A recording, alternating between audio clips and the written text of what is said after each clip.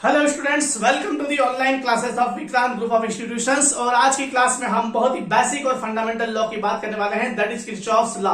Kirchhoff के दो नियम होते हैं, यस आपने सुना होगा, पढ़ा होगा आपकी स्कूल की क्लासेस में। किरचॉफ ने दो नियम दिए थे, एक नियम दिया था करंट का और दूसरा नियम दिया था वोल्टेज का। दोनों ही काफी बेसिक और फंडामेंटल लॉ है।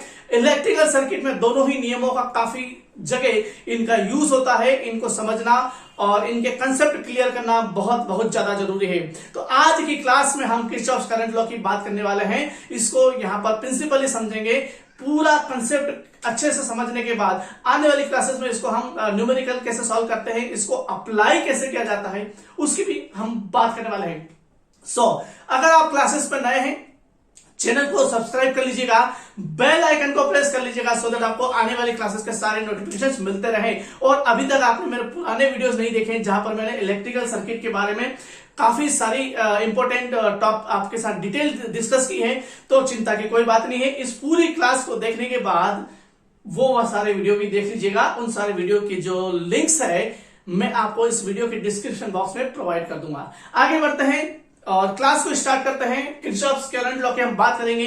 अभी जैसे कि हमने बताया कि किरचॉफ के दो नियम होते हैं, Kirchhoff's current law and Kirchhoff's voltage law.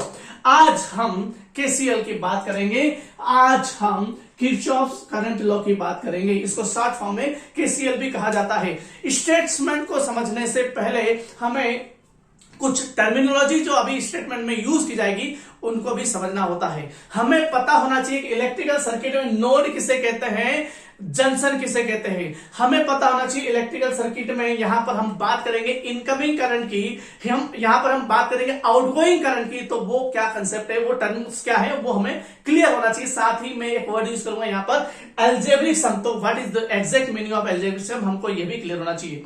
Node की अगर बात करते हैं, नंबर वन नोड की अगर हम बात करते हैं तो इलेक्ट्रिकल सर्किट में ऐसा पॉइंट जहां पर कम से कम तीन ब्रांच आकर मिल रही हो, या फिर ऐसा पॉइंट जहां से तीन ब्रांचेस निकल रही हो, उसे आप नोड कह सकते हैं।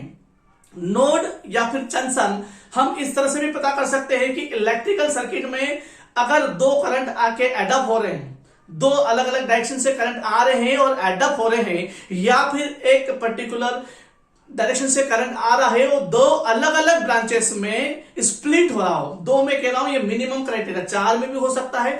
दो ब्रांचेस आके मिल रही है, ये तीन चार, या फिर ऐसा यूं कह सकते हैं कि मिनिमम टू ब्रांचेस या मिनिमम टू करंट्स आके मिल रहे हैं, या फिर मिनिमम टू करंट्स स्प्लिट हो रहे हैं, तो वो पॉइंट आपका क्या कहलाएगा, नोड कहलाएगा, जंक्शन कहलाएगा। ठीक है, दो अलग अलग टर्म में मैंने आपको समझाया।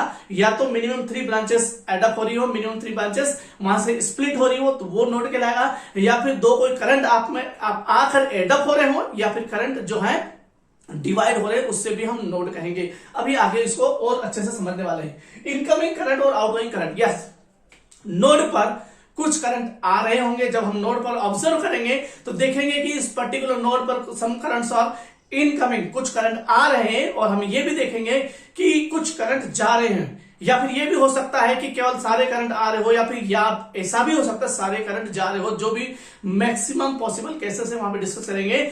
हमें यह देखना है कि करंट नोड पर आ रहा है कि नोड से जा रहा है। अगर कोई करंट नोड पर आ रहा होगा तो उसे हम कहेंगे इनकमिंग करंट, और जो जा रहा होगा उसे हम क्या कहेंगे, आउटगोइंग करंट। ऐसा क्यों कह रहे हैं, अभी स्टेटमेंट समझेंगे तो चीजें क्लियर हो जाएगी। एक और वर्ड हम यहां पे यूज करेंगे, एल्जेब्रिक सम। एल्जेब्रिक सम का मतलब ये हुआ कि जब हम अलग अलग करंट्स की बात कर रहे हैं, इनकमिंग करंट्स की बात कर रहे हैं, हम आउटगोइंग करंट्स की बात कर रहे हैं, यानी कि अलग अलग करंट्स की जो डायरेक्शन है वो भी अलग अलग हो सकती है। तो अलग अलग डायरेक्शंस को हम ले रहे हैं, उनको हम यहां पर मैथमेटिकली जब लिखेंगे तो मैग्नीट्यूड के साथ हमें डायरेक्शंस को डिफाइन करना होगा। डायरेक्शंस अगर सेम है या फिर डायरेक्शंस अगर अपोजिट है तो यहां पर क्लेरिफाई करना होगा। तो ये क्लेरिफिकेशन हम कैसे करेंगे, ये क्लेरिफिकेशन हम करेंगे प्लस या फिर माइनस साइन का यूज करके। यानी कि दो करंट अगर सेम डायरेक्शन में है तो मैं सेम साइन का यूज कर सकता हूं, या फिर दो करंट अपोजिट डायरेक्शन में तो मुझे अलग अलग साइन यूज करना होंगे। तो यहां पर हम एक थोड़ा सा कंसेप्ट यूज करेंगे कि हम जितने भी करंट है इनकमिंग करंट से, उनको हम नेगेटिव साइन के साथ यहां पर रिप्रेजेंट करेंगे, और वो सारे करंट जो आउटगोइंग है, नोड से बाहर की ओर जा रहे हैं, उनको हम प्लस साइन के साथ लिखेंगे। अब किसी किसी किताबों में इसका उल्टा भी होता है। तो ये अपने जो है अपने रिप्रेजेंटेशन है हम चेंज कर सकते हैं, तो इसमें कंफ्यूज नहीं होना है। बस ये याद रखिएगा, अगर आपने पर्टिकुलर क्वेश्चन में इनकमिंग लिया है तो आखिरी तक, जब तक वो क्वेश्चन पूरा नहीं हो जाता तब तक आप इनकमिंग ही इनकमिंग को नेगेटिव लिया है तो पूरे क्वेश्चन में उसको नेगेटिव ही कंसिडर करें। ठीक है, आप इसका उल्टा भी कर सकते हैं, दोनों ही केसेस सही हैं और डिपेंड करता है कि हमको क्या आसान लगता है, जो इजी वे लगता है उस वो वाला आप नोटेशन यूज कर सकते हैं। तो आप स्टेटमेंट पे आ जाते हैं। तीनों चीजें हमने समझ ली है, हमने नोड और जंक्शन की बात कर ली है, हमने इनकमिंग और आउटगोइंग करंट की बात कर ली है और हमने अलजेब्रिक सम को भी समझ लिया है। सो जब हम बात करते हैं किसी भी इलेक्ट्रिकल सर्किट की, तो कोई भी इलेक्ट्रिकल सर्किट हो उसमें कई सारे नोड होंगे,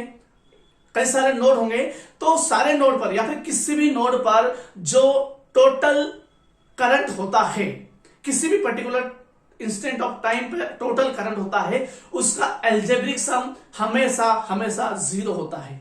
यानी कि ये जो करंट है I, से suppose this current I is the total current. कहां का टोटल करंट? किसी नोड पर, किसी इलेक्ट्रिकल सर्किट के किसी नोड पर टोटल करंट का अलजेब्रिक सम हमेशा 0 होता है। This is the Kirchhoff's current law. इसको और आसानी से समझते हैं कि अगर मैं इसको दूसरे वर्ड्स में इसको समझने का प्रयास करें कि किसी इलेक्ट्रिकल सर्किट के किसी भी नोड पर टोटल इनकमिंग करंट और टोटल आउटगोइंग करंट हमेशा हमेशा बराबर होते हैं। यानी कि मैं कहूं कि से सपोज मैंने लिखा टोटल इनकमिंग करंट की बात करें तो मैंने इसको लिख दिया, तो आई जो है that is incoming. In total की बात कर रहे हैं तो टोटल इनकमिंग, अगेन मैं समेशन साइन का यूज कर रहा हूं, तो this is the total incoming current and this is always equal to the total outgoing current. तो किरचॉफ्स करंट लॉ को दो अलग अलग स्टेटमेंट्स के थ्रू समझा जा सकता है कि at any node of any electrical circuit the total incoming current is always equal to the total outgoing current at any instant of time. In other words we can say the algebraic sum of all currents at any node of any electrical circuit is always equal to the 0। किसी भी electrical circuit को ले लो आप और उस electrical circuit में किसी भी नोड पर आप चेक कर लो, अगर किसी पर्टिकुलर टाइम ऑफ स्टेट पर आप चेक करेंगे तो आपको सारे करंट का बीजगणितीय, सारे करंट्स का अलजेब्रिक सम आपको 0 मिलेगा। या फिर आप इनकमिंग करंट को जोड़ लो और आउटगोइंग करंट को जोड़ लो और हम चेक करेंगे तो देखेंगे कि सारा इनकमिंग करंट और सारा आउटगोइंग करंट दोनों हमेशा बराबर रहेंगे। एक छोटा सा एग्जांपल के थ्रू समझते हैं। आने वाले क्लासेस में मैं बहुत सारे आपको सर्किट्स के थ्रू, एग्जांपल के थ्रू समझाने की कोशिश करूंगा, लेकिन इस रूल को, इस नियम को यहां पर थोड़ा सा और अच्छे से समझने के लिए मैंने एक इस तरह से एक सर्किट ले रहा हूं। सर्किट का एक छोटा सा भाग ले रहा हूं, पूरा सर्किट भी नहीं ले रहा हूं, मैं केवल नोड ले रहा हूं। दिस पॉइंट इज से सपोज नोड की हमने परिभाषा की बात करी थी, कम से कम 3 ब्रांचेस आके मिलना चाहिए। यहां पे देखिए 1 2 3 4 5 5 ब्रांच है, ये पॉइंट क्या हो जाएगा, ये नोड हो जाएगा। मैं एज्यूम कर रहा हूं, लेट अस से suppose this is the incoming current and this is again incoming current and हम इसको कहते थे से सपोज आउटगोइंग, इसको भी आउटगोइंग और ये करंट हो गया इनकमिंग। यानी कि ये नोड अगर है, ये नोड और इस नोड पर एक कोई करंट आ रहा है, मैंने इसको नाम दिया I1, ये कोई दूसरा करंट आ रहा है, इसको नाम दिया गया I2 और ये कोई दो अलग करंट है, तीसरा और चौथा, ये करंट बाहर की ओर जा रहे हैं तो इनको हमने नाम दे दिया I3 I4 और एक और लास्ट में जो बता है इसको मैंने कह दिया I5। अब इसको अगर आप चेक करेंगे और अगर मैं आपसे ही पूछूं कि बताओ बच्चों कि यहां पर इनकमिंग करंट, इस नोड पर इनकमिंग करंट कौन कौन से हैं, तो जवाब होगा सर एक तो I1 करंट इनकमिंग है, दूसरा I2 करंट इनकमिंग है और तीसरा I5 करंट इनकमिंग है। I1 I2 और I5 ये तीनों करंट क्या है, इनकमिंग करंट है। चलो अच्छी बात है, आगे बढ़ते हैं। मैं अगर आपसे पूछूं कि एक बार मुझे ये बता दो कि इस नोड पर आउटगोइंग करंट कौन कौन से हैं, तो आउटगोइंग करंट क्या हो जाएंगे, जो बाहर की ओर जा रहे हैं, तो आप बताएंगे सर I3 और I4 जो करंट है ये आउटगोइंग करंट है। चलिए आ जाते हैं किरचॉफ्स करंट लॉ के स्टेटमेंट पे। Total incoming current is always equal to the total outgoing current. इसका मतलब ये हुआ कि these are the incoming current and this is the total incoming current. अगर मैं लिखना चाहूं टोटल इनकमिंग करंट में लिखना चाहूं तो क्या क्या हो जाएगा, मुझे समेशन ऑफ आई इनकमिंग की बात करना है। ठीक है, आई इनकमिंग की अगर बात करना है तो this is equal to the summation of I outgoing. अब इसको कैसे लिखेंगे, बहुत आसानी से लिखा जा सकता है, बहुत आसानी से समझा जा सकता है कि इनकमिंग करंट्स I1, I2 और I5 है और समेशन है, that means I1 plus I2 plus I5। This is the summation of all incoming currents and this is equal to the summation of outgoing currents. Outgoing currents are I3 and I4. That means I3 plus I4. So this is the particular mathematical expressions for this particular example. हमने KCL के statement में क्या कहा था कि at any particular instant of time in LA electrical circuit at any node the total incoming current is always equal to the total outgoing current. In other words अगर हम algebraic sum की बात करते हैं तो एल्जेब्रिक सम की अगर मैं बात करता हूं तो एल्जेब्रिक सम को मैं यह लिखना चाहूंगा। तो एल्जेब्रिक सम को हम 2 मिनट के लिए मैं ये वाला पार्ट रफ कर देता हूं ताकि चीजों को और आसानी से समझा जा सके। ठीक है, उम्मीद करता हूं ये वाला पार्ट आपने लिख लिया होगा। अगर नहीं लिखा है तो मैं आपको 3 सेकंड का टाइम दे रहा हूं अपने कंप्यूटर पर, मोबाइल फोन पर, जिस पे भी आप देख रहे हैं, एक बार स्क्रीनशॉट ले लो। Okay, 1 2 and 3। ओके, तो स्क्रीनशॉट आपने ले लिया। अब इसको बाद में आप आराम से लिख लेना। सो इसके हम बात करेंगे the algebraic sum of all currents. कौन कौन से करंट है, करंट है मेरे पास I1 और कौन सा करंट है मेरे पास है I2, I3 भी है, I4 भी है और I5 भी है। और हमको यहां पर लिखना है एल्जेब्रिक सम। एल्जेब्रिक सम में हम ये कहेंगे कि इनकमिंग करंट को मैं नेगेटिव साइन के साथ लिखूंगा और आउटगोइंग करंट को पॉजिटिव साइन के साथ लिखूंगा। So I1, I2 and I5 are the incoming currents, तो इनको मैं प्लस साइन के साथ लिखूंगा।